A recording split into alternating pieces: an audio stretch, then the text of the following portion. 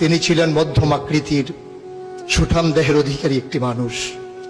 তার চুলগুলো ছিল ঘাড় পর্যন্ত প্রলম্বিত, হালকা হালকা কোঁকড়ানো। তিনি যখন চুলের ভিতরে তৈল দিয়ে আছড়াতেন মনে হতো মৃদুমন্দ ঢেউ দেখা যায়। তার কপাল ছিল চওড়া, ভ্রুগুলো ছিল জোড়া ভ্রু, ধনুকের মতো বাঁকা। চোখের পাতাগুলো ছিল ফুটন্ত গোলাপের গোলাপি রঙের এক একটি পাপড়ির মতো।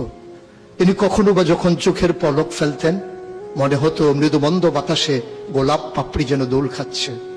তার চোখের সাদা অংশ ছিল রক্তিমাভ সাদা, কালো অংশ ছিল কৃষ্ণ কালো।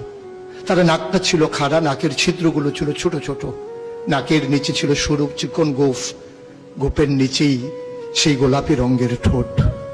তার ঠোঁটগুলো যখন কখনো বা মুচকে হাসত, গোটা পৃথিবীর মানুষ অবাক বিস্ময়ে দেখত গোটা পৃথিবীতে যেন বিজলি চমকিয়েছে।